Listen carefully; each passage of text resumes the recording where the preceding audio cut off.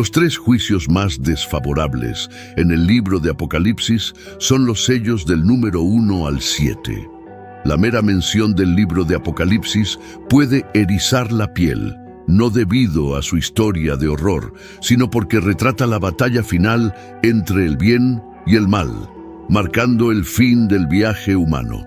Los capítulos 6 al 16 del Apocalipsis cubren a Satanás en la tierra, siendo este segmento en particular la esencia del libro y puede resultar bastante desafiante de comprender y poner en práctica. Lamentablemente, hemos llegado a la parte desagradable. La situación se deteriorará significativamente antes de que se pueda ver alguna mejora. No obstante, es reconfortante reconocer que el escenario representado en estos capítulos es lo peor que puede ser, aunque incluso eso es lo suficientemente angustiante. Los 7 sellos forman parte de los juicios de fin del mundo de Dios. El capítulo 6 del Apocalipsis, versículos 1 al 17, detalla los sellos. La acción comienza en el capítulo 5 del Apocalipsis, con la búsqueda de alguien en el cielo y en la tierra, alguien digno de romper los sellos y abrir el pergamino. La importancia del pergamino queda clara a la luz de los eventos. En él debe estar escrito el programa que pondrá fin a la era de la historia terrenal en la que vivimos. Los 7 sellos en el cielo, según la visión de Juan, sostienen un pergamino y, a medida que se rompe cada sello, se desata un nuevo juicio en el mundo. Los juicios de las trompetas y los juicios de las copas vienen después de los juicios de los sellos. La búsqueda de alguien digno de abrir el pergamino celestial en Apocalipsis 5 es el preludio a la apertura de los 7 selos. En la visión de Juan, escribe: «Vi en la mano derecha de aquel que estaba sentado en el trono un pergamino escrito por ambos lados, y seladó con 7 selos». Mis hermanos, estamos viviendo los últimos días en esta tierra. Quiero resaltarles que todas las profecías ya se están cumpliendo y está llegando el momento del fin. Te pregunto ahora, si hoy fuera el día del arrebato de la iglesia, ¿estás preparado? He decidido liberar para ti mi libro digital, la Biblia de la A a la Z. Es exclusivo de nuestro canal y ya ha ayudado a miles de personas alrededor del mundo a prepararse para ese gran día. Sumérgete ahora mismo en las profundidades de la palabra de Dios y prepárate para ese gran día, descargando ahora este material que enriquecerá tu vida espiritual. No pierdas tiempo, haz clic en el enlace disponible en el primer comentario fijado y descarga inmediatamente. Las unidades son limitadas, por lo tanto, es crucial actuar ahora para asegurar que el acceso a este poderoso material, hazlo ahora antes de que las unidades se agoten. Este pergamino incluye los juicios de Dios. Nadie fue considerado digno de romper los sellos y desbloquear el pergamino, lo cual entristece a Juan, ya que si el pergamino no se puede abrir, el mal no será juzgado y continuará afectando a la tierra. Mientras Juan llora por el pergamino sin abrir y los 7 sellos intactos, recibe una excelente noticia. El león de la tribu de Judá, la raíz de David, ha triunfado. Él es capaz de abrir los sellos, y estos 7 sellos son una representación de Jesucristo, el Cordero sacrificado, que también es el león del juicio. Mientras Jesús toma el pergamino para abrir los sellos y pronunciar juicio sobre el mundo incrédulo, los seres en el cielo lo glorifican con una nueva canción en Apocalipsis, capítulo 5, versículo 9, y cantaban un nuevo cántico de gloriosa redención, diciendo: «Digno y merecedor eres de tomar el pergamino y de romper sus sellos, porque fuiste sacrificado con tu sangre. Compraste gente para Dios de toda tribu, lengua, pueblo y nación. Los hiciste un reino de sacerdotes para nuestro Dios y reinarán sobre la tierra». Juan capítulo 5 versículo 22. Porque el Padre no juzga a nadie, sino que ha dado todo juicio, dejando la prerrogativa de juzgar al Hijo, poniéndolo completamente en sus manos. El Cordero comienza a abrir los celos en medio del culto que le es debido. El pergamino se enrola un poco más con cada celo que se rompe, exponiendo los juicios que Dios tiene reservados para el tiempo de tribulación, poco a poco. Los primeros 4 de los 7 sellos se abren, liberando lo que se conoce como los 4 jinetes del Apocalipsis, porque los juicios aparecen metafóricamente como un caballo y su jinete llevando destrucción en su camino. El primer sello introduce al anticristo, según se detalla en el capítulo 6 del Apocalipsis, versículos 1 y 2. Vi cuando el Cordero, Cristo, rompió uno de los 7 sellos del pergamino, iniciando los juicios, y oí a una de las 4 criaturas vivientes clamar con voz de trueno: «Ven». Miré, y he aquí un caballo blanco de victoria, y el que lo montaba llevaba un arco, y le fue dada una corona, y salió venciendo y para vencer. Se pueden obtener varios detalles de la Biblia. En su montura, él cabalga un caballo blanco que representa la paz al inicio de la tribulación. El anticristo aparecerá bajo la apariencia de traer la paz mundial durante la tribulación. Al anticristo se le otorga una corona, indicando que ejercerá un poder enorme. Avanza como un conquistador decidido a la conquista mientras sostiene un arco, revelando sus verdaderas intenciones. El segundo sello desata una gran batalla en el mundo, cuando el Cordero libera el segundo sello, representado por un jinete en un caballo rojo ardiente que empuña una espada enorme. Apocalipsis capítulo 6, versículos 3 y 4. Cuando el Cordero rompió el segundo sello, escuché que la segunda criatura viviente clamaba fuerte: «Ven». Y he aquí salió otro caballo, rojo y de sangre, y al que lo montaba se le dio el poder de quitar la paz de la tierra, para que los hombres se masacraran entre sí, y se le dio una gran espada de guerra y muerte violenta. El caballo rojo del segundo sello representa el caos que sigue al período inicial de paz que precede a la tribulación. El mundo se sumergirá en la violencia, con personas intentando destruirse mutuamente. El tercer sello resulta en hambruna, debido al rompimiento del tercero de los 7 sellos. El jinete, visto por Juan, está en un caballo negro y lleva un juego de balanzas en la mano. Luego, Juan escucha una proclamación de que la gente tendrá que trabajar todo el día por una pequeña cantidad de alimentos.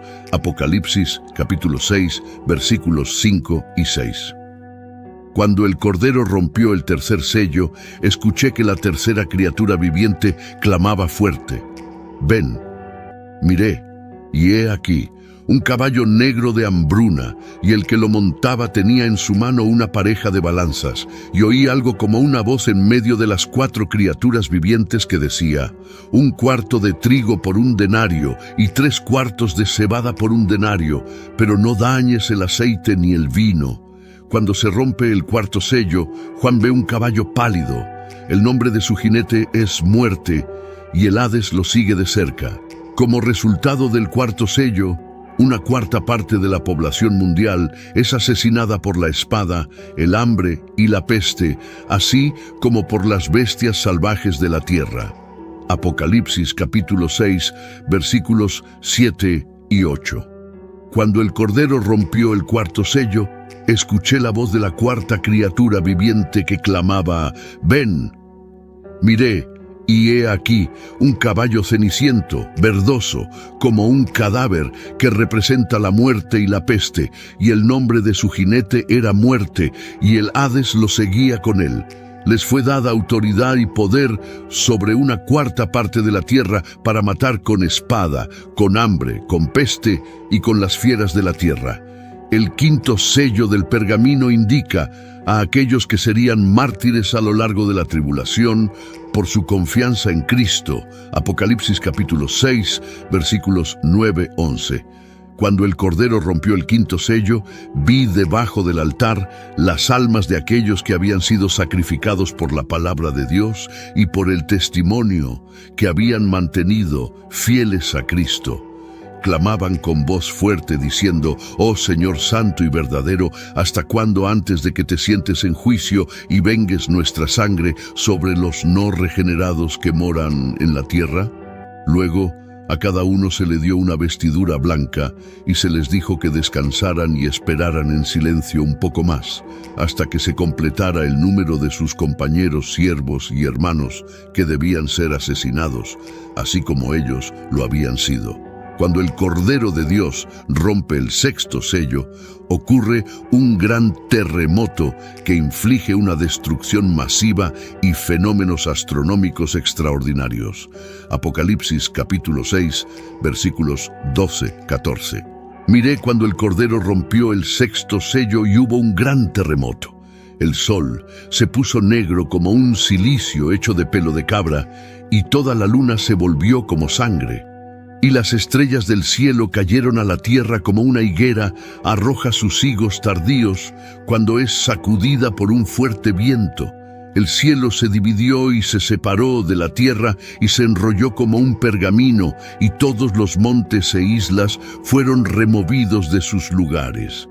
Los supervivientes del sexto sello, independientemente de su estatus social, buscan refugio en cavernas y claman a las montañas y rocas que caigan sobre ellos y los escondan del rostro de aquel que está sentado en el trono y de la ira del Cordero, porque ha llegado el gran día de su ira y ¿quién podrá sostenerse? Después de la apertura del sexto de los 7 sellos, sigue una interrupción en el libro de Apocalipsis. Apocalipsis capítulo 8, verso 1. Cuando el Cordero rompió el séptimo sello, hubo silencio en el cielo como por media hora, en asombro del juicio inminente de Dios. Los juicios que conducirán al final de la tribulación ahora son evidentes en el pergamino y son tan severos que todo el cielo queda en silencio. El séptimo sello claramente anuncia el inicio de la próxima ronda de juicios, ya que Juan ve instantáneamente a 7 ángeles sosteniendo 7 trompetas listas para sonar. Un octavo ángel toma un incensario y quema mucho incienso en él, indicando las peticiones del pueblo de Dios. Apocalipsis capítulo 8, verso 5. Entonces el ángel tomó el incensario, lo llenó con fuego del altar y lo arrojó a la tierra, y hubo truenos, estruendos, relámpagos y un terremoto. Cuando se completan los juicios de los 7 sellos, comenzará la segunda fase de la tribulación, que incluye los 7 juicios de las trompetas. Número 2, las 7 trompetas. En Apocalipsis capítulos 8 y 9, Juan describe un tiempo cercano al final del mundo, cuando los ángeles tocan 7 trompetas. Cada trompeta anuncia la llegada de una nueva ronda de juicio sobre la gente de la tierra. Las 7 trompetas se describen en Apocalipsis, capítulos 8 y 9, así como en Apocalipsis capítulo 11, versículos 15 al 19. Las trompetas representan desastres, y los juicios anunciados por las 7 trompetas ocurrirán durante el período de tribulación al final del mundo. 7 ángeles que están en la presencia de Dios reciben 7 trompetas que serán utilizadas para desatar otra ronda de juicios. La primera trompeta, Apocalipsis capítulo 8, versículo 7. El primer ángel tocó la trompeta y hubo una tormenta de granizo y fuego mezclados con sangre y fueron arrojados a la tierra. Una tercera parte de la tierra fue quemada. Una tercera parte de los árboles fue quemada y toda la hierba verde fue quemada. Esta plaga destruye 1/3 de los árboles del mundo y consume toda la hierba. Este juicio guarda cierta similitud con la 7ª plaga de Egipto. La segunda trompeta, Apocalipsis capítulo 8, versículos 8-9. El segundo ángel tocó la trompeta y algo como una gran montaña ardiendo en llamas fue arrojado al mar. Una tercera parte del mar se convirtió en sangre y murió una tercera parte de los seres vivientes en el mar y se destruyeron una tercera parte de las naves. En el cielo, un segundo ángel toca una trompeta y como resultado, algo parecido a una enorme montaña en llamas es lanzado al mar. Una tercera parte del mar se convierte en sangre, una tercera parte de las naves se hunde y una tercera parte de la vida marina muere. Este juicio es similar en algunos aspectos a la primera plaga en Egipto. La tercera trompeta, Apocalipsis capítulo 8, versículos 10-11. El tercer ángel tocó la trompeta y cayó del cielo una gran estrella, ardiendo como una antorcha, y cayó sobre la tercera parte de los ríos y sobre las fuentes de las aguas. El nombre de la estrella es Ajenjo, y una tercera parte de las aguas se convirtió en ajenjo, y mucha gente murió por las aguas, porque se hicieron amargas. El juicio de la tercera trompeta es similar al segundo, pero afecta a los lagos y ríos de agua dulce en lugar de los océanos. Una gran estrella llamada Ajenjo cae del cielo y envenena un tercio de las fuentes de agua, causando la muerte a muchas personas. La cuarta trompeta, Apocalipsis capítulo 8, versículos 12-13. El cuarto ángel tocó la trompeta y fue herida la tercera parte del sol, la tercera parte de la luna y la tercera parte de las estrellas, de modo que se oscureció la tercera parte de ellos, y el día no resplandeció por la tercera parte de él, y la noche de igual manera. Después miré, y oí a un águila volando en medio del cielo, que decía a gran voz: ¡Ay, ay, ay! De los que habitan en la tierra, a causa de los otros toques de trompeta que están por tocar los tres ángeles. El cuarto de los 7 sellos trae cambios en los cielos. Una tercera parte del sol, la luna y las estrellas son golpeadas, oscureciendo un tercio de ellos. Después de este juicio, Juan observa una advertencia especial pronunciada por un águila que vuela por el cielo. Este águila clama en voz alta: ¡Ay, ay, ay! De los que habitan en la tierra, por los otros toques de trompeta que están por sonar de los 3 ángeles restantes. Por esta razón, el quinto, sexto y séptimo toque de trompeta se conocen como los 3 ayes. La quinta trompeta, Apocalipsis capítulo 9, versículos 1-5. El quinto ángel tocó la trompeta, y vi una estrella que cayó del cielo a la tierra. Se le dio la llave del pozo del abismo. Abrió el pozo del abismo, y subió humo del pozo como humo de un gran horno. Y el sol y el aire se oscurecieron por el humo del pozo. Del humo salieron langostas sobre la tierra, y se les dio poder, como tienen poder los escorpiones de la tierra. Se les dijo que no dañaran la hierba de la tierra, ni ninguna cosa verde, ni ningún árbol, sino solo a los hombres que no tienen el sello de Dios en sus frentes. A estos no se les permitió matarlos, sino solo atormentarlos por 5 meses, y su tormento era como el tormento de un escorpión cuando pica al hombre. El ángel del abismo sirve como el rey de estas langostas demoníacas. En hebreo se le conoce como Abadón y en griego como Apolión, que significa destructor. Las langostas mismas se describen en términos inusuales, se asemejan a caballos listos para la batalla, están vestidas con algo que se asemeja a coronas de oro y sus caras son vagamente humanas. Tienen cabello que parece de mujer, dientes de león y alas que suenan como el estruendo de muchos caballos y carros que se apresuran a la batalla. Llevan corazas de hierro y tienen aguijones en sus colas, al igual que los escorpiones.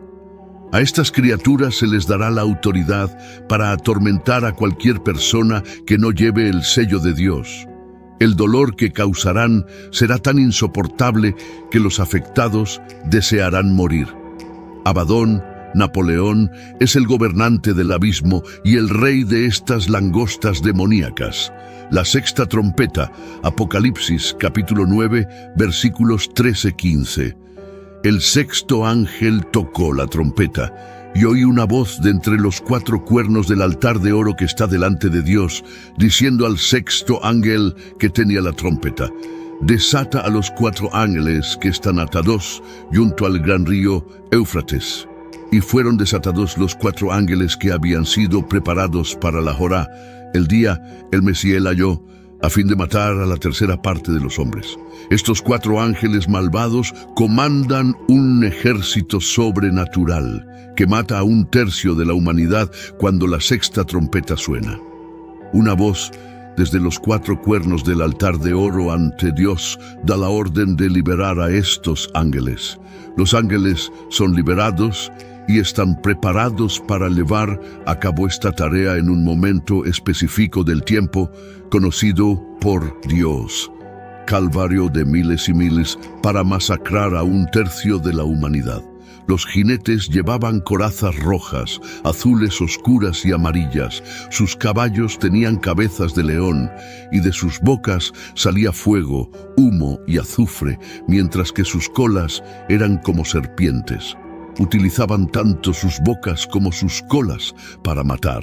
A pesar de la gravedad y horror de estas plagas, los supervivientes en la tierra aún se negaban a arrepentirse, continuaban en su idolatría, asesinato, hechicería, inmoralidad sexual y robo. La 7ª trompeta, el tercer ay, suena, y voces fuertes en el cielo proclaman que el reino del mundo ha llegado a ser el reino de nuestro Señor y de su Mesías, y Él reinará por los siglos de los siglos. Apocalipsis capítulo 11, versículo 15.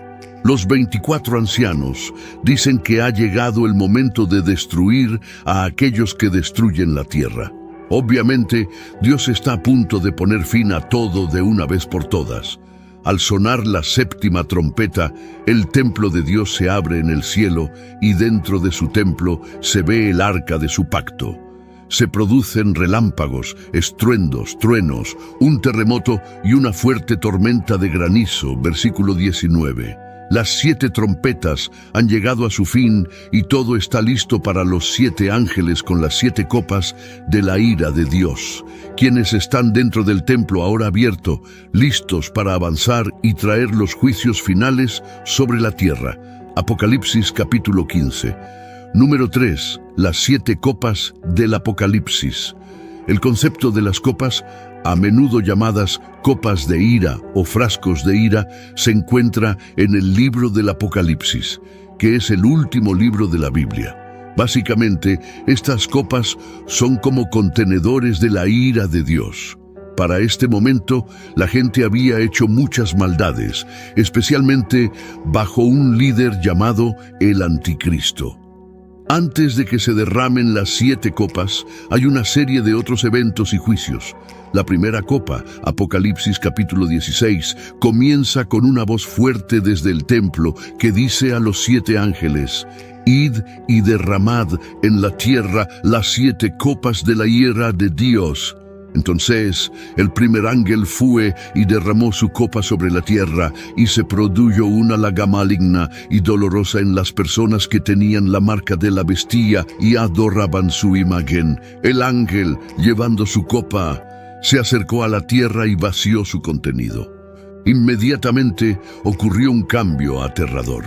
Aquellos que llevaban la marca de la bestia y adoraban su imagen, el emblema mismo de su rebelión contra el Creador, fueron repentinamente afligidos por una llaga malévola y dolorosa. Orgullosos de mostrar antes su marca, ahora sufrían con llagas dolorosas en su piel. Las marcas se habían convertido en llagas. La segunda copa, después de la primera que trajo llagas dolorosas a aquellos que tenían la marca de la bestia, los cielos se prepararon para otro acto trascendental. El ángel se adelantó con su copa llena de un líquido misterioso.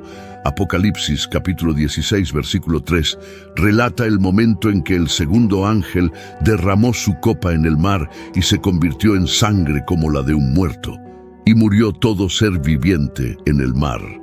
Al tocar las aguas de la tierra, comenzó una transformación estremecedora. El océano azul claro lleno de vida empezó a cambiar a un color rojo espeso y oscuro, similar a la sangre oscura que se vería en un cadáver. Este cambio no era simplemente simbólico o superficial. La transformación era profunda, alterando la esencia misma de las aguas. Apocalipsis capítulo 8, versículos 8-9, describía una contaminación parcial del mar. La contaminación aquí es completa. Todo ser viviente en el mar murió. La tercera copa, los ríos y manantiales tampoco son perdonados. También se convierten en sangre. El elemento esencial de la vida se transforma en un símbolo de la muerte. Apocalipsis capítulo 16, versículo 4. Esta contaminación completa contrasta con la contaminación parcial de 1/3 de las aguas dulces, mostrada en Apocalipsis 8. Frente a tal terrible juicios, la visión de Juan sirve como una advertencia contundente, instándonos a prestar atención a las palabras del Todopoderoso, a apartarnos de la maldad y a buscar el refugio que solo se encuentra en la gracia de Dios. La cuarta copa. Llegó el momento de la cuarta copa. Un ángel se adelantó sosteniendo el próximo recipiente de juicio. El objetivo de esta copa no era ni la tierra ni el agua, sino el mismo sol que ilumina el cielo. Apocalipsis, capítulo 16, versículo 8. Y el cuarto ángel derramó su copa sobre el sol, y se le dio poder para quemar a las personas con fuego. De repente las cosas comenzaron a cambiar. El sol, que siempre había sido una fuente de luz, calor y sustento, recibió un nuevo y terrible poder. Comenzó a quemar la tierra con una intensidad nunca antes vista. Era insoportable. En todas partes, la gente sentía como si estuvieran atrapados en un horno, con su piel chisporroteando bajo el fuego implacable desde arriba. El dolor era intenso, quemándose a través de cada hueso, cada fibra de sus seres. Y mientras eran abrasados por el gran calor, en lugar de recurrir a Dios por misericordia, sus corazones se endurecieron.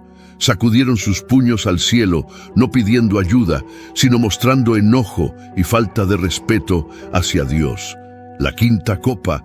Bajo el mandato de los cielos, el quinto ángel se adelantó dirigiendo su copa no hacia los mares, montañas o ríos, sino hacia el mismo trono de la bestia, el epicentro de la maldad. Apocalipsis capítulo 16, versículo 10. Y el quinto ángel derramó su copa sobre el trono de la bestia, y su reino se oscureció, y se mordían la lengua por el dolor. Cuando esta copa se derramó, hizo que el sol desapareciera, sumiendo el reino de la bestia en completa oscuridad. Imagina un mundo sin luz alguna, donde está tan oscuro que no puedes ver nada. Esta oscuridad no era tranquila ni calmante, se sentía pesada e incomodaba profundamente a las personas. Sin embargo, la profunda oscuridad era solo el comienzo de su tormento. La oscuridad de la quinta copa es una vista previa del infierno mismo. Aquellos bajo el juicio de esta quinta copa están, por así decirlo, en las orillas del lago de fuego. Podrías pensar que en medio de tal sufrimiento, la gente podría caer de rodillas, clamando por misericordia o perdón, incluso cuando estaban sufriendo. En lugar de pedir perdón, eligieron resistir las advertencias de Dios. En lugar de pedir ayuda o rezar, hablaron con falta de respeto. La sexta copa. En su mano, el sexto ángel sostenía una copa llena del juicio de Dios. Estaba claro que este recipiente tenía un propósito divino, y el ángel comprendía la gravedad de su contenido. Todo el cosmos parecía detenerse en anticipación de lo que estaba a punto de suceder. El ángel derramó su copa sobre las aguas del gran río Éufrates, un evento de tal magnitud que solo podría ser mejor descrito por Juan, quien fue testigo. Apocalipsis capítulo 16, versículo 12. Y el sexto ángel derramó su copa sobre el gran río Éufrates, y sus aguas se secaron para que se preparara el camino de los reyes del oriente. A medida que las aguas del gran río Éufrates bajaban, lo que solía bloquear el camino ahora se convertía en un sendero claro. El río Éufrates, una parte extensa del área del creciente fértil, es un hito significativo en las Escrituras y un recurso valioso en el Medio Oriente, ya que atraviesa Turquía, Siria e Irak. La séptima copa, En los cielos, la escena era dramática. El séptimo ángel, con una copa final del castigo de Dios, estaba listo para verterla. Esta no era simplemente una copa cualquiera, era como el último capítulo de todos los juicios que la precedieron, mostrando cuán severa y final es la justicia de Dios. La decisión final fue Apocalipsis, capítulo 16, versículo 17. Entonces el séptimo ángel derramó su copa sobre el aire y una voz potente salió del templo, desde el trono, diciendo: «Hecho está». Esta proclamación no fue simplemente un anuncio, sino una afirmación de la culminación del juicio final de Dios sobre la tierra. Después de eso, el cielo reaccionó fuertemente. Apocalipsis capítulo 16, versículo 18. Hubo destellos de relámpagos y sonidos y truenos, y se produjo un gran terremoto, como no lo había habido desde que existió la humanidad sobre la tierra. Tan grande y tan poderoso no fue un terremoto común. Fue la tormenta más potente que el mundo jamás había visto. El intenso terremoto fue un testimonio de cuán seria era la última decisión de Dios, y la naturaleza se alteró en el mundo espiritual debido a ello. A medida que el polvo se asentaba, otra revelación profunda surgió. Babilonia, esa gran ciudad que representa el orgullo humano, la desafío y la decadencia, fue recordada ante Dios y, en esa memoria, se le entregó la copa de su ira feroz. Una ciudad que una vez fue formidable y dominante, ahora se fragmentó y se dividió en tres partes distintas, y su destrucción no fue un evento aislado. Alrededor del mundo, otras ciudades, bastiones de la civilización humana, se desmoronaron y colapsaron en rápida sucesión. La grandeza de los logros humanos se estaba reduciendo rápidamente a ruinas. Este anuncio, proveniente del trono mismo, nos dice que no habrá más demora en la misericordia. Dios ha extendido esta escena tanto como le fue posible. Los sellos fueron seguidos por las trompetas fueron seguidas por las copas, pero no habrá más juicios sobre la tierra después de esto. Está hecho. En estos juicios finales, Dios sacude la tierra con un tremendo terremoto. Ante el caos, es natural preguntarse cómo reaccionó la humanidad. Idealmente, uno esperaría arrepentimiento o reconocimiento de la mano divina en acción. Sin embargo, incluso cuando caían enormes piedras de granizo desde el cielo, el espíritu humano permanecía terco. En lugar de buscar perdón o comprensión, la gente blasfemó contra Dios. Apocalipsis capítulo 16, versículo 21. Grandes piedras de granizo, cada una del peso de un talento, cayeron del cielo sobre las personas, y las personas blasfemaron contra Dios por la plaga del granizo, porque fue una plaga extremadamente severa. Sus corazones, endurecidos por años de rebelión, no podían comprender la magnitud de su error. Así, la séptima copa no fue simplemente una demostración del poder de Dios, sino una clara indicación de la fragilidad humana y las consecuencias de la desafiante persistencia.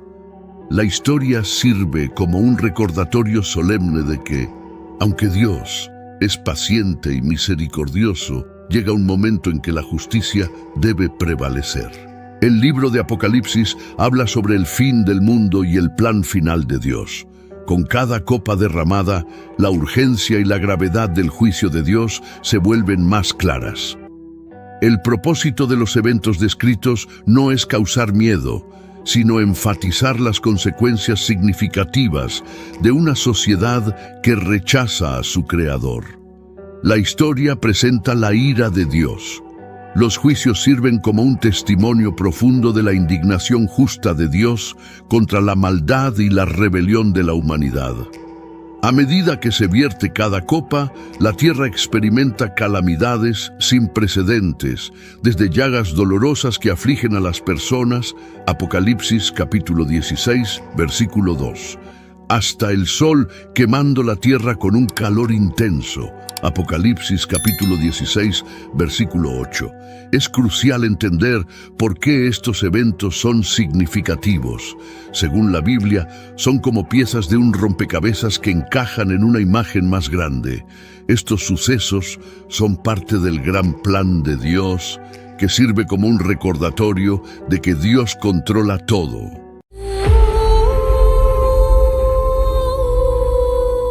Los 4 ángeles en el río Éufrates habla de un evento importante de la Biblia en el libro de Apocalipsis. Se trata de un mensaje especial encontrado en Apocalipsis 9, 14, 15.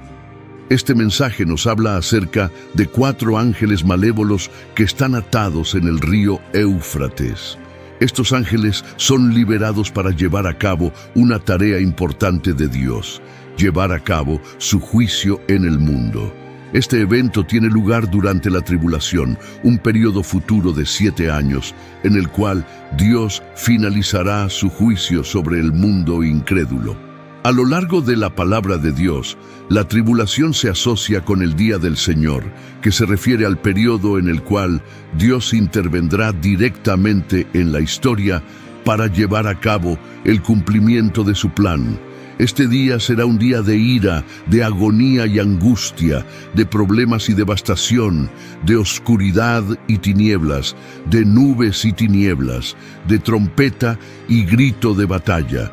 Durante el período de la tribulación se caracterizará por una variedad de juicios divinos, tumultos en la esfera celestial, catástrofes naturales y plagas horribles. Este evento tiene lugar en el río Éufrates, un río significativo mencionado en la Biblia que es conocido como el lugar donde comenzó la civilización humana y siempre se ha visto como un símbolo de vida y límites. Cuando el Éufrates es mencionado en el libro de Apocalipsis, adquiere un nuevo significado y se convierte en un símbolo clave en los eventos que la Biblia predice que ocurrirán en el futuro.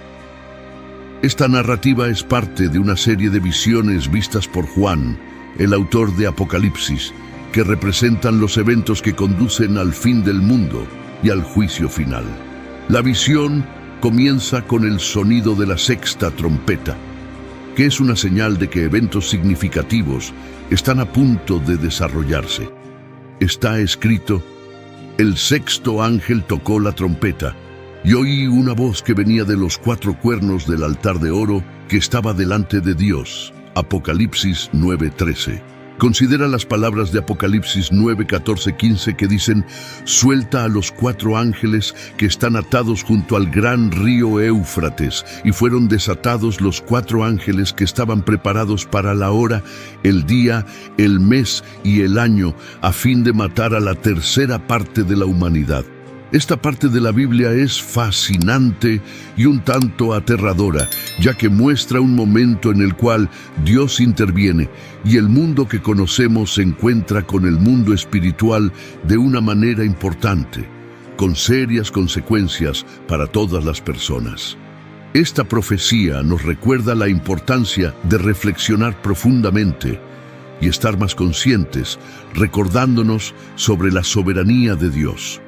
Juicio, redención y dominio sobre todo lo que sucede en la historia. La historia de los 4 ángeles, atados pero liberados, marca un gran cambio en el relato del fin del mundo. Nos muestra la imparcialidad de Dios. Al explorar este tema, se nos anima a reflexionar profundamente sobre las predicciones de Apocalipsis, el juicio de Dios y la comprensión de la historia y el destino humanos. Es como embarcarse en un viaje hacia una de las partes más desconcertantes e interesantes de la Biblia, alentándonos a explorar nuestras creencias, miedos y esperanzas sobre el futuro. La liberación de estos ángeles tiene como propósito causar una gran destrucción, ya que se les permite matar a 1/3 de la humanidad. Sin embargo, la pregunta es: ¿por qué Dios permitiría la muerte de 1/3 de la humanidad? ¿No hay una relación necesaria entre estos 4 ángeles y los 4 ángeles mencionados en Apocalipsis 7:1. Podrían ser los mismos 4 ángeles, pero también es posible que no lo sean. Sea quien sea, están preparados para la hora, el día, el mes y el año de la liberación de este juicio. Leemos que fueron liberados asumiendo que son ángeles malignos. Aunque esto podría no ser el caso, es probable que sean ángeles malévolos. A pesar de todo, son instrumentos del propósito divino. Los langostas demoníacas detalladas anteriormente en Apocalipsis solo eran capaces de causar estragos en los seres humanos. Sin embargo, estos 4 ángeles tienen el poder de llevar a cabo una masacre a una escala sin precedentes. Estos ángeles solo son despertados cuando Dios lo considera apropiado, y su área de acción se limita a una porción específica de la humanidad. Cumplen la voluntad de Dios en el momento designado. El río Éufrates fue una característica geográfica prominente en la antigua Babilonia y sirvió como límite del antiguo Imperio Romano. Además, el Éufrates está vinculado al primer pecado, Génesis 2:10-14, al primer asesinato, Génesis 4:16, a la primera rebelión organizada contra Dios, Génesis 11:1-9, y a la primera confederación en la guerra, Génesis 14:1. Estos eventos se encuentran en el libro de Génesis. La descripción del ejército liderado por estos ángeles se encuentra en Apocalipsis 9:16-19. El número de tropas de caballería era 2 veces 10.000 veces 10.000, es decir, 200 millones. Escuché el número de ellos y así vi a los caballos y a sus jinetes en mi visión. Los jinetes llevaban corazas del color del fuego, jacinto y azufre, y las cabezas de los caballos parecían las cabezas de leones. De sus bocas salía fuego, humo y azufre, azufre ardiente. 1/3 de la humanidad fue asesinado por estas 3 plagas, el fuego, el humo y el azufre que salían de las bocas de los caballos, porque el poder de los caballos para hacer daño está en sus bocas y en sus colas, ya que sus colas son como serpientes y tienen cabezas, y con ellas hacen daño. Leemos que el número del ejército de los jinetes era de 200 millones. ¿Es este número figurativo o literal? Es posible que el número no deba tomarse literalmente, sino que simplemente sugiere un ejército imposible de contar y mayor que cualquier cosa que la humanidad haya visto. Los jinetes se describen en términos extraños y grotescos. Esta es una imagen extremadamente potente de terror, destrucción y la connotación de demonios. Leemos sobre el ejército de los jinetes. Se trata de un ejército normal o uno sobrenatural. ¿Es esta una legión de soldados humanos o un ejército de hordas demoníacas? Si lo que se describe es un ejército natural de hombres, entonces la extraña descripción podría estar refiriéndose a la guerra moderna mecanizada. Es posible que Juan simplemente use las palabras a su disposición para representar la maquinaria moderna. Por eso la historia que relata es tan extraña y aterradora. Quizás la interpretación más segura sea ver esto como un ejército literal de 200 millones de personas, pero un ejército demoníaco invadiendo la tierra. Esto desarrolla aún más el concepto del ejército demoníaco, que se asemeja a langostas, introducido anteriormente en el Apocalipsis. El resto de la humanidad que no es asesinado por estas plagas no se arrepintió ni siquiera ante las obras de sus manos, para dejar de adorar y rendir homenaje a los demonios y a los ídolos de oro, plata, bronce, piedra y madera, que ni pueden ver, ni oír, ni andar. Y no se arrepintieron de sus asesinatos, ni de sus hechicerías, drogas, ni de su inmoralidad sexual, ni de sus robos. Leemos que el resto de la humanidad que no es asesinado por estas plagas no se arrepintió. A pesar de la aparición de señales y milagros bastante abrumadores, la mayoría de la humanidad no mostró evidencia de arrepentimiento. En cambio, la gente persistió en la adoración de sus ídolos de una manera más o menos habitual. no cesaron de adorar a los demonios, ya sea de manera consciente o inconsciente. Es increíble observar cómo las cosas pueden volver rápidamente a lo que se considera normal después de un desastre, como un terremoto. Tenemos la tendencia a olvidar las lecciones de Dios, especialmente aquellas que se nos presentan en forma de juicio.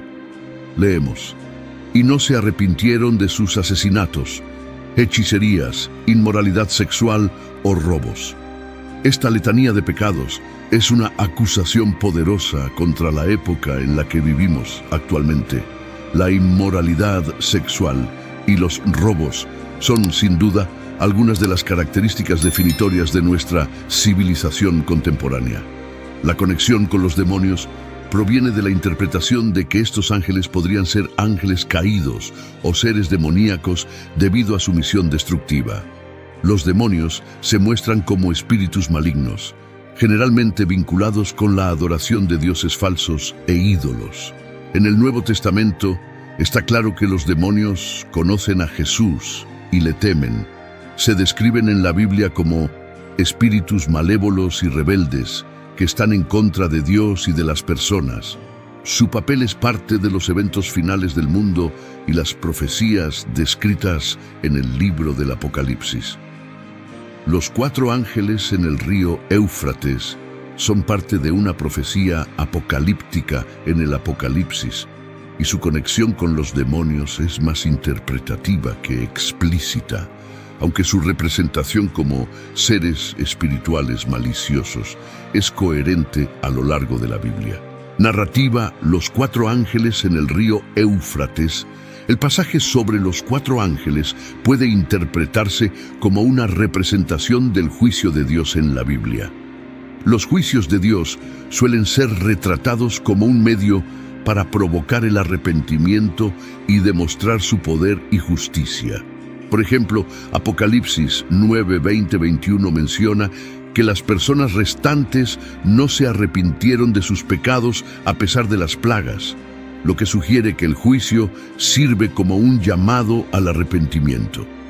Esta parte de Apocalipsis es una representación de las consecuencias de apartarse de Dios y la importancia del arrepentimiento. Es una manera de ilustrar la gravedad del pecado y la necesidad de que la humanidad busque la reconciliación con Dios. Conexión con otras profecías y temas bíblicos. El libro de Daniel presenta representaciones y temas similares de batallas de fin de tiempo y juicio divino. Las profecías en Daniel a menudo involucran bestias y símbolos que representan diversos imperios y su eventual caída. El tema del juicio es consistente a lo largo de la Biblia. La liberación de los ángeles en el Éufrates puede verse como parte de la narrativa más amplia del juicio final de Dios sobre el mundo. ¿Puede Dios usar demonios? La idea de que Dios tiene poder sobre todo, incluidos los demonios, es fascinante y aborda cómo Dios es todopoderoso y cómo el mal existe en el mundo. Observemos más de cerca este tema utilizando ejemplos y lecciones de la Biblia. Dios es omnipotente, lo que significa que tiene un poder completo sobre todo en el universo, incluidos todos los seres espirituales como ángeles y demonios. La Biblia enseña que Dios creó todo y nada existe fuera de su control o autoridad. Colosenses 1, 16, 17. Esto implica que incluso las entidades demoníacas están bajo el control soberano de Dios. En el libro de Job, Job 1, 6, 12, Satanás se presenta ante Dios y Dios permite que Satanás ponga a prueba a Job, aunque hay límites establecidos. Esto indica que incluso cuando las fuerzas demoníacas actúan, lo hacen bajo la autoridad y el permiso final de Dios. En el libro de Samuel, el rey Saúl es atormentado por un espíritu maligno enviado por Dios después de desobedecerlo. Este incidente muestra que Dios puede permitir la influencia demoníaca como forma de juicio. En el Nuevo Testamento, Jesús se encuentra con demonios y los expulsa, demostrando su poder sobre ellos. Esto también muestra que Dios puede utilizar actividades demoníacas para resaltar su poder y autoridad. La Biblia establece límites claros sobre la influencia de los demonios. Por ejemplo, en el libro de Job, Dios permite que Satanás pruebe a Job, pero establece límites sobre hasta dónde puede llegar. Job 1:12, 2:6. Santiago 4:7 aconseja a los creyentes que se sometan a Dios, resistiendo al diablo, y que Él huirá de ustedes.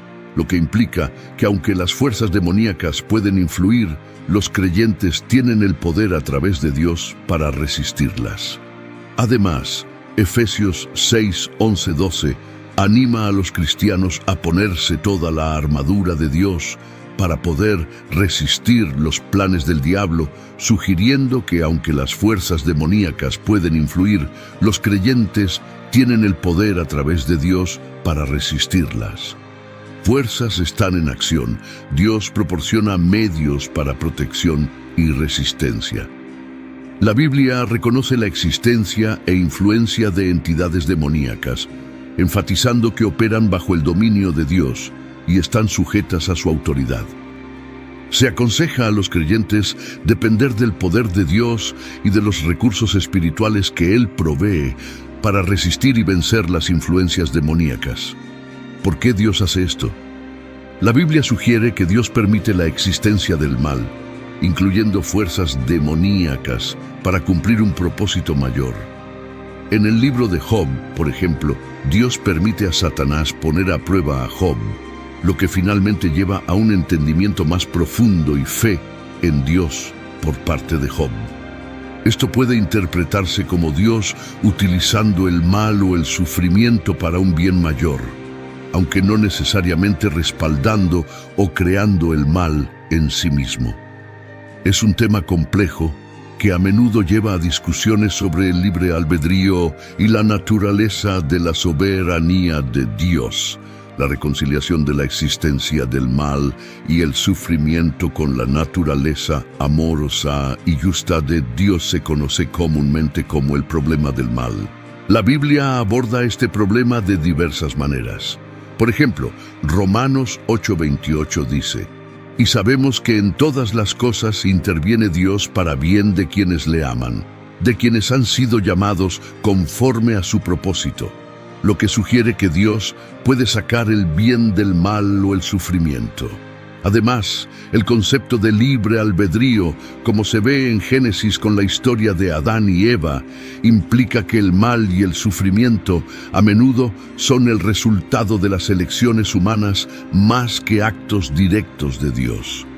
La historia de los 4 ángeles en el río Éufrates es una parte muy importante de la visión de Juan sobre el futuro. Estos ángeles fueron especialmente elegidos y listos para llevar a cabo una tarea importante en un momento específico.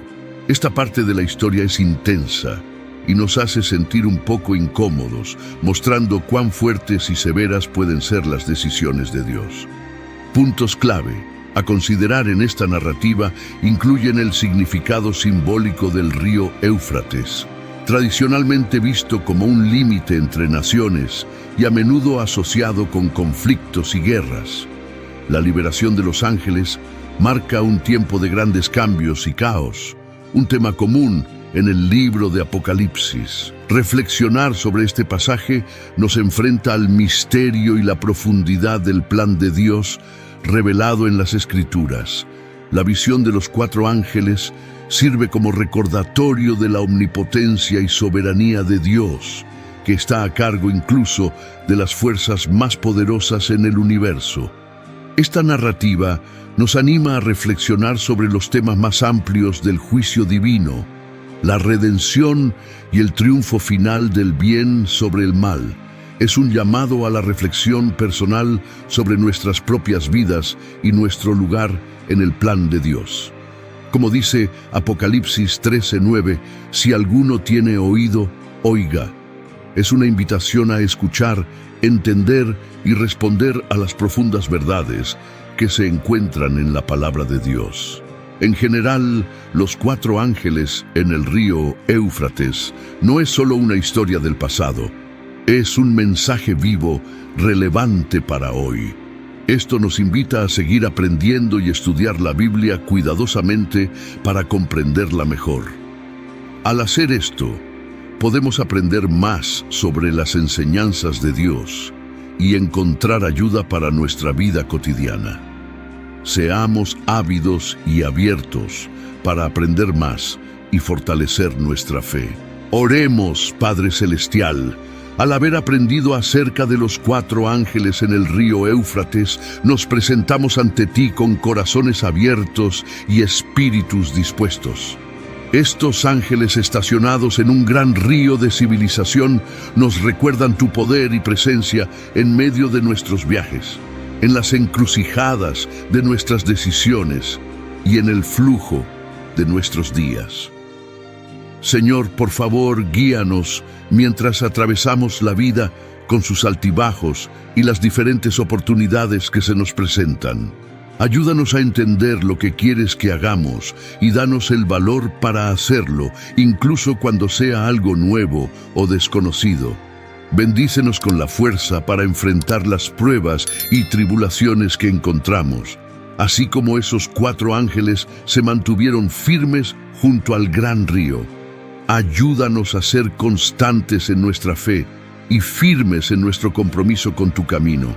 Concédenos paz, oh Señor, en el conocimiento de que estás con nosotros, guiándonos a través de cada giro y vuelta. Que nos inspiremos en la visión de los ángeles, que sirven como recordatorios de tu presencia eterna y la profundidad infinita de tu amor por nosotros. En tu santo nombre oramos.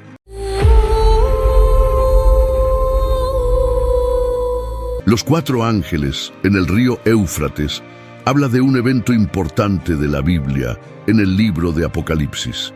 Se trata de un mensaje especial encontrado en Apocalipsis 9, 14, 15. Este mensaje nos habla acerca de 4 ángeles malévolos que están atados en el río Éufrates. Estos ángeles son liberados para llevar a cabo una tarea importante de Dios, llevar a cabo su juicio en el mundo. Este evento tiene lugar durante la tribulación, un periodo futuro de 7 años, en el cual Dios finalizará su juicio sobre el mundo incrédulo. A lo largo de la palabra de Dios, la tribulación se asocia con el día del Señor, que se refiere al periodo en el cual Dios intervendrá directamente en la historia para llevar a cabo el cumplimiento de su plan. Este día será un día de ira, de agonía y angustia, de problemas y devastación, de oscuridad y tinieblas, de nubes y tinieblas, de trompeta y grito de batalla. Durante el período de la tribulación se caracterizará por una variedad de juicios divinos, tumultos en la esfera celestial, catástrofes naturales y plagas horribles. Este evento tiene lugar en el río Éufrates, un río significativo mencionado en la Biblia que es conocido como el lugar donde comenzó la civilización humana y siempre se ha visto como un símbolo de vida y límites. Cuando el Éufrates es mencionado en el libro de Apocalipsis, adquiere un nuevo significado y se convierte en un símbolo clave en los eventos que la Biblia predice que ocurrirán en el futuro. Esta narrativa es parte de una serie de visiones vistas por Juan, el autor de Apocalipsis, que representan los eventos que conducen al fin del mundo y al juicio final. La visión comienza con el sonido de la 6ª trompeta, que es una señal de que eventos significativos están a punto de desarrollarse. Está escrito: el 6º ángel tocó la trompeta, y oí una voz que venía de los 4 cuernos del altar de oro que estaba delante de Dios. Apocalipsis 9:13. Considera las palabras de Apocalipsis 9, 14, 15 que dicen: suelta a los 4 ángeles que están atados junto al gran río Éufrates, y fueron desatados los 4 ángeles que estaban preparados para la hora, el día, el mes y el año, a fin de matar a la 1/3 parte de la humanidad. Esta parte de la Biblia es fascinante y un tanto aterradora, ya que muestra un momento en el cual Dios interviene y el mundo que conocemos se encuentra con el mundo espiritual de una manera importante, con serias consecuencias para todas las personas. Esta profecía nos recuerda la importancia de reflexionar profundamente y estar más conscientes, recordándonos sobre la soberanía de Dios, juicio, redención y dominio sobre todo lo que sucede en la historia. La historia de los 4 ángeles, atados pero liberados, marca un gran cambio en el relato del fin del mundo. Nos muestra la imparcialidad de Dios. Al explorar este tema, se nos anima a reflexionar profundamente sobre las predicciones de Apocalipsis, el juicio de Dios y la comprensión de la historia y el destino humanos. Es como embarcarse en un viaje hacia una de las partes más desconcertantes e interesantes de la Biblia, alentándonos a explorar nuestras creencias, miedos y esperanzas sobre el futuro. La liberación de estos ángeles tiene como propósito causar una gran destrucción, ya que se les permite matar a 1/3 de la humanidad. Sin embargo, la pregunta es, ¿por qué Dios permitiría la muerte de 1/3 de la humanidad? No hay una relación necesaria entre estos 4 ángeles y los 4 ángeles mencionados en Apocalipsis 7:1. Podrían ser los mismos 4 ángeles, pero también es posible que no lo sean. Sea quien sea, están preparados para la hora, el día, el mes y el año de la liberación de este juicio. Leemos que fueron liberados asumiendo que son ángeles malignos. Aunque esto podría no ser el caso, es probable que sean ángeles malévolos. A pesar de todo, son instrumentos del propósito divino. Los langostas demoníacas detalladas anteriormente en Apocalipsis solo eran capaces de causar estragos en los seres humanos. Sin embargo, estos 4 ángeles tienen el poder de llevar a cabo una masacre a una escala sin precedentes. Estos ángeles solo son despertados cuando Dios lo considera apropiado, y su área de acción se limita a una porción específica de la humanidad. Cumplen la voluntad de Dios en el momento designado. El río Éufrates fue una característica geográfica prominente en la antigua Babilonia y sirvió como límite del antiguo Imperio Romano. Además, el Éufrates está vinculado al primer pecado, Génesis 2:10-14, al primer asesinato, Génesis 4:16, a la primera rebelión organizada contra Dios, Génesis 11:1-9, y a la primera confederación en la guerra, Génesis 14:1. Estos eventos se encuentran en el libro de Génesis. La descripción del ejército liderado por estos ángeles se encuentra en Apocalipsis 9:16-19. El número de tropas de caballería era 2 veces 10.000 veces 10.000, es decir, 200 millones. Escuché el número de ellos y así vi a los caballos y a sus jinetes en mi visión. Los jinetes llevaban corazas del color del fuego, jacinto y azufre, y las cabezas de los caballos parecían las cabezas de leones. De sus bocas salía fuego, humo y azufre, azufre ardiente. 1/3 de la humanidad fue asesinado por estas 3 plagas, el fuego, el humo y el azufre que salían de las bocas de los caballos, porque el poder de los caballos para hacer daño está en sus bocas y en sus colas, ya que sus colas son como serpientes y tienen cabezas, y con ellas hacen daño. Leemos que el número del ejército de los jinetes era de 200 millones. ¿Es este número figurativo o literal? Es posible que el número no deba tomarse literalmente, sino que simplemente sugiere un ejército imposible de contar y mayor que cualquier cosa que la humanidad haya visto. Los jinetes se describen en términos extraños y grotescos. Esta es una imagen extremadamente potente de terror, destrucción y la connotación de demonios. Leemos sobre el ejército de los jinetes. Se trata de un ejército normal o uno sobrenatural.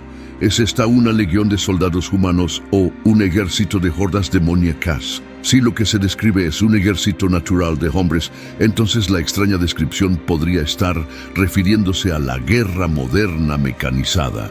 Es posible que Juan simplemente use las palabras a su disposición para representar la maquinaria moderna. Por eso la historia que relata es tan extraña y aterradora.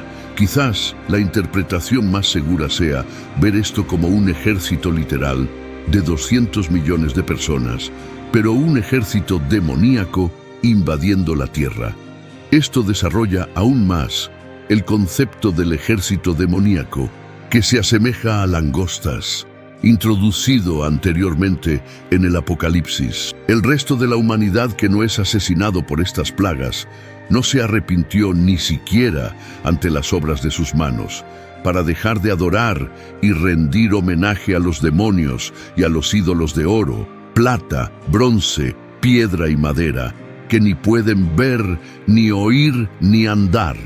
Y no se arrepintieron de sus asesinatos, ni de sus hechicerías, drogas, ni de su inmoralidad sexual, ni de sus robos. Leemos que el resto de la humanidad que no es asesinado por estas plagas no se arrepintió.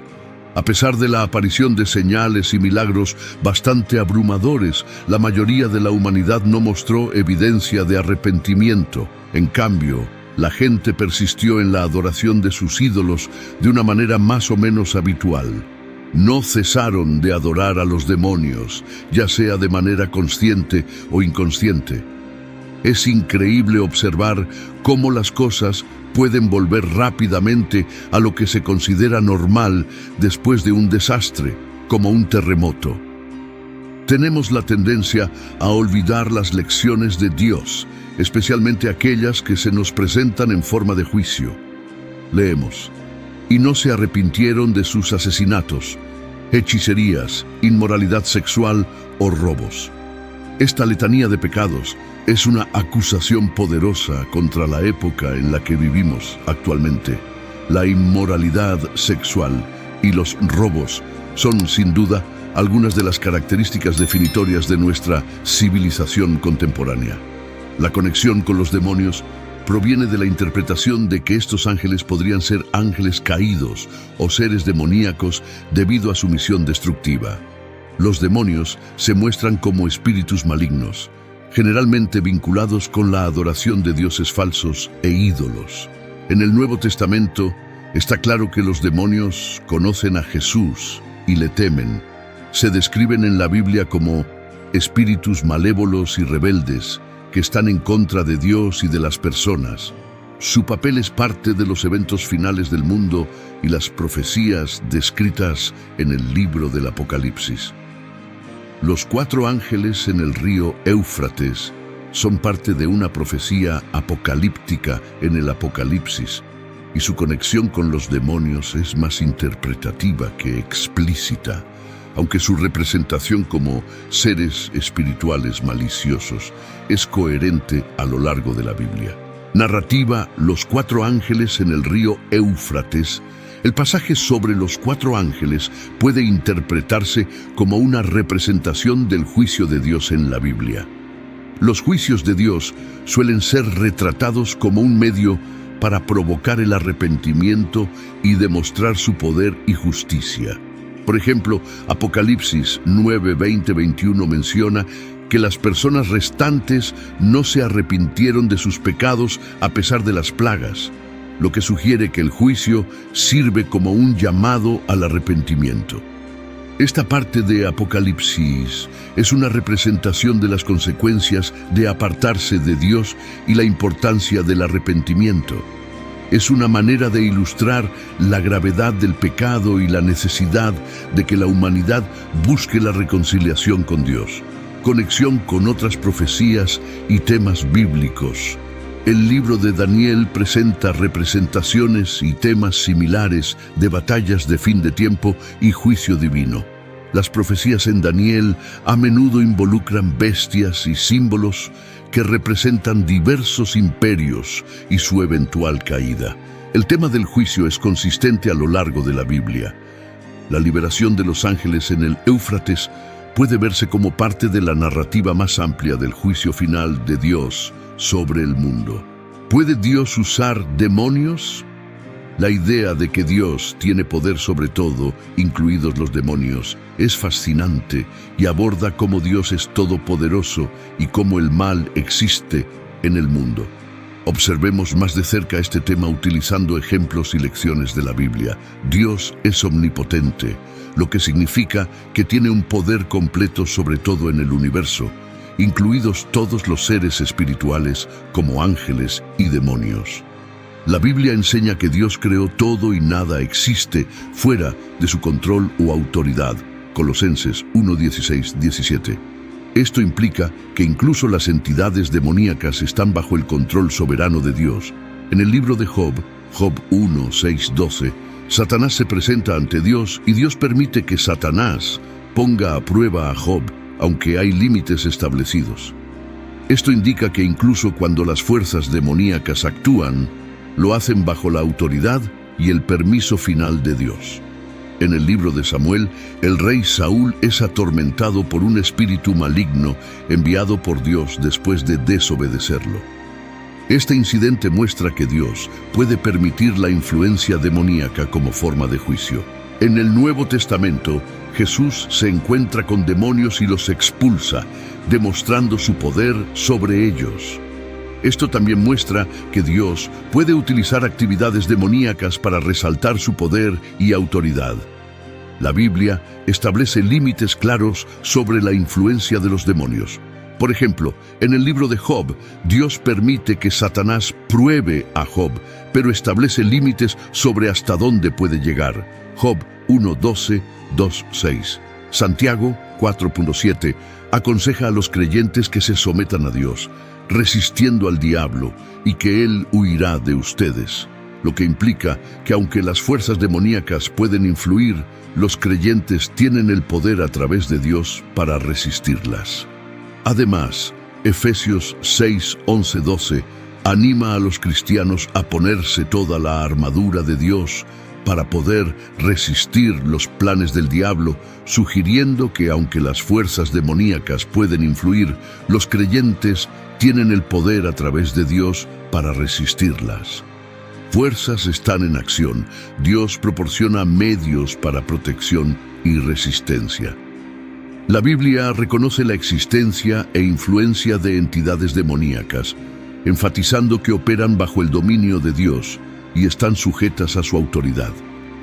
Se aconseja a los creyentes depender del poder de Dios y de los recursos espirituales que Él provee para resistir y vencer las influencias demoníacas. ¿Por qué Dios hace esto?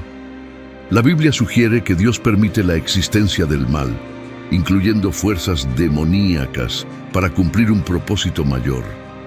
En el libro de Job, por ejemplo, Dios permite a Satanás poner a prueba a Job, lo que finalmente lleva a un entendimiento más profundo y fe en Dios por parte de Job. Esto puede interpretarse como Dios utilizando el mal o el sufrimiento para un bien mayor, aunque no necesariamente respaldando o creando el mal en sí mismo. Es un tema complejo que a menudo lleva a discusiones sobre el libre albedrío y la naturaleza de la soberanía de Dios, la reconciliación de la existencia del mal y el sufrimiento con la naturaleza amorosa y justa de Dios se conoce comúnmente como el problema del mal. La Biblia aborda este problema de diversas maneras. Por ejemplo, Romanos 8:28 dice: «Y sabemos que en todas las cosas interviene Dios para bien de quienes le aman, de quienes han sido llamados conforme a su propósito», lo que sugiere que Dios puede sacar el bien del mal o el sufrimiento.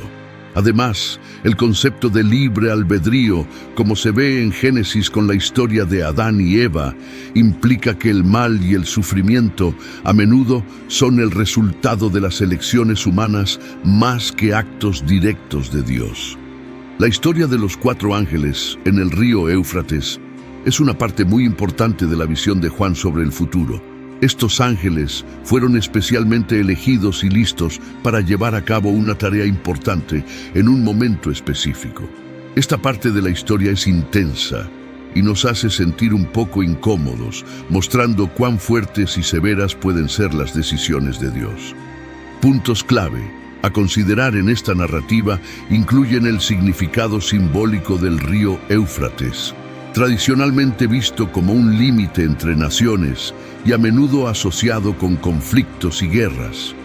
La liberación de los ángeles marca un tiempo de grandes cambios y caos, un tema común en el libro de Apocalipsis. Reflexionar sobre este pasaje nos enfrenta al misterio y la profundidad del plan de Dios revelado en las Escrituras. La visión de los 4 ángeles sirve como recordatorio de la omnipotencia y soberanía de Dios, que está a cargo incluso de las fuerzas más poderosas en el universo. Esta narrativa nos anima a reflexionar sobre los temas más amplios del juicio divino, la redención y el triunfo final del bien sobre el mal. Es un llamado a la reflexión personal sobre nuestras propias vidas y nuestro lugar en el plan de Dios. Como dice Apocalipsis 13:9, si alguno tiene oído, oiga. Es una invitación a escuchar, entender y responder a las profundas verdades que se encuentran en la palabra de Dios. En general, los 4 ángeles en el río Éufrates no es solo una historia del pasado, es un mensaje vivo, relevante para hoy. Esto nos invita a seguir aprendiendo y estudiar la Biblia cuidadosamente para comprenderla mejor. Al hacer esto, podemos aprender más sobre las enseñanzas de Dios y encontrar ayuda para nuestra vida cotidiana. Seamos ávidos y abiertos para aprender más y fortalecer nuestra fe. Oremos, Padre Celestial. Al haber aprendido acerca de los 4 ángeles en el río Éufrates, nos presentamos ante ti con corazones abiertos y espíritus dispuestos. Estos ángeles estacionados en un gran río de civilización nos recuerdan tu poder y presencia en medio de nuestros viajes, en las encrucijadas de nuestras decisiones y en el flujo de nuestros días. Señor, por favor, guíanos mientras atravesamos la vida con sus altibajos y las diferentes oportunidades que se nos presentan.